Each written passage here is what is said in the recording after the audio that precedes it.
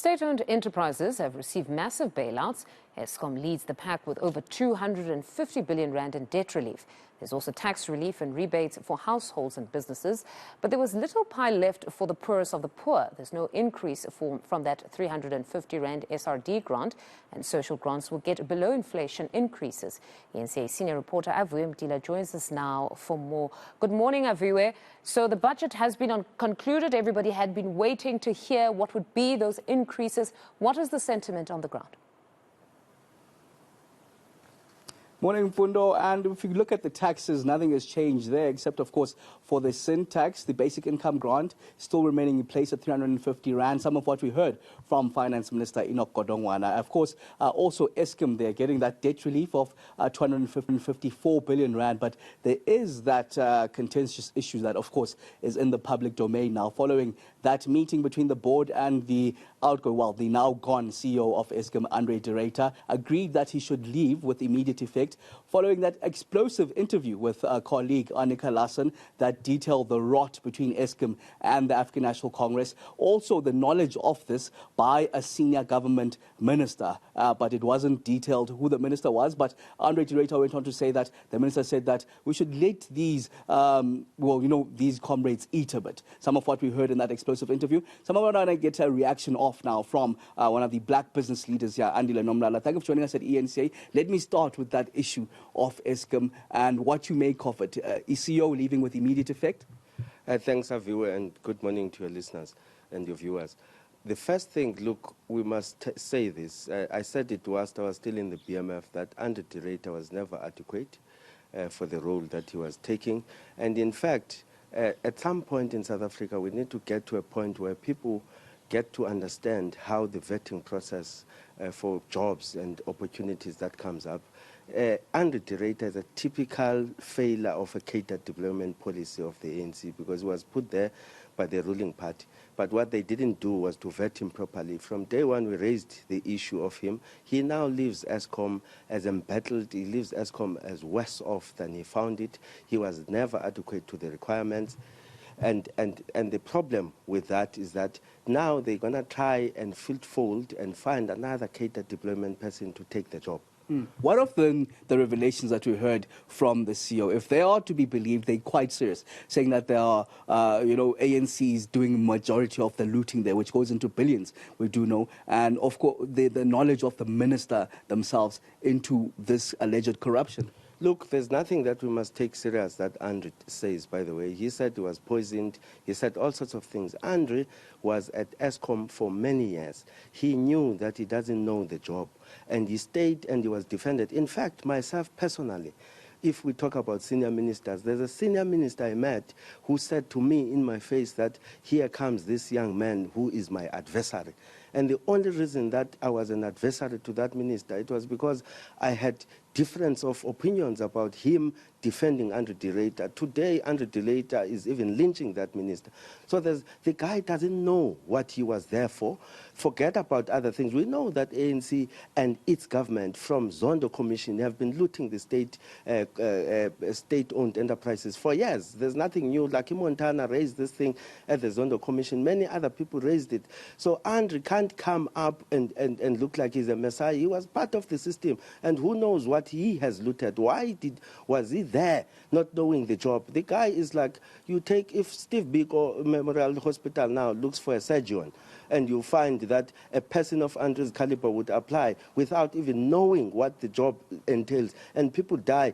Andre collapsed Eskom under load shedding when he had ample time to do the work because there was no much demand for electricity for 18 months of load shedding of COVID in our country. But the guy just didn't know the job. But one thing I must say now, because he's gone, Aviwe, is that at the beginning of Andre's starting of his job, I was given a very confidential document about his work. Sasol, the people that you must go to and ask about Andre de Ruyter, Sasol did an investigation of what happened in Lake Charles in the U.S.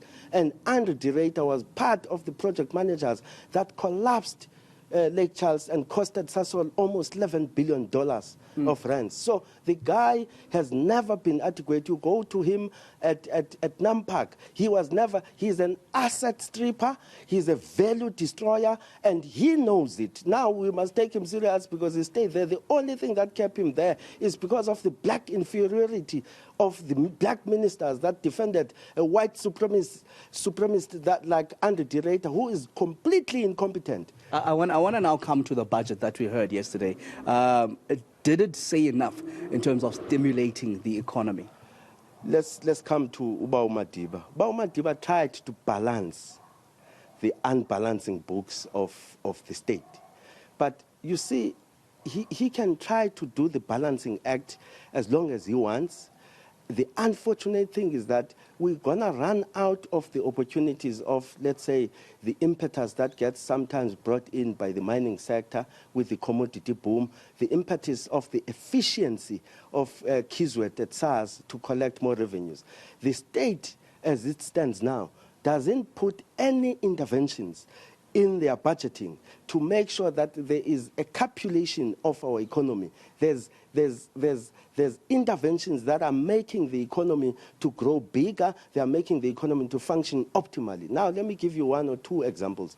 We spoke about Regulation 28 in 2019-2020 budget and 2021 budget, where the state amended some certain clauses of the Regulation 28 to try and bring the asset managers, to incentivize the asset managers to allocate capital to infrastructure.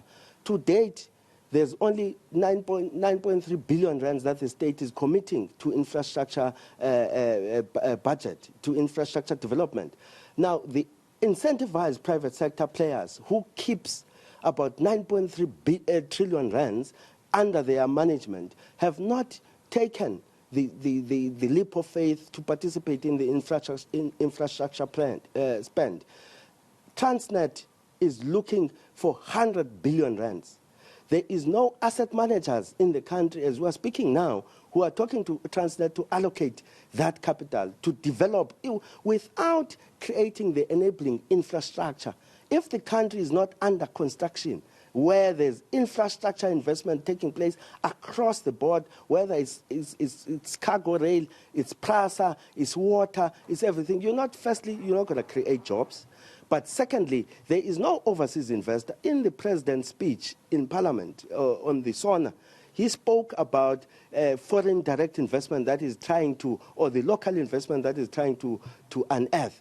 But Regulation 28 allows an equivalent of 65% of asset under management to be invested overseas. Now, you take money out of the country every day through the allowable regulation of government, and yet you still want local investment. And that's not going to work. So Put Enoch can manage, and I commend him, he managed the sense that he has. But what is important is, how do you stimulate the economy to create more revenue? How do you grow our economy? And the only way to do that is infrastructure investment. Thank you very much. Andile Nomlala, they're suggesting infrastructure investments are the only way to grow the economy. That's following, of course, that delivery of the budget speech by Finance Minister Enoch Godongwana.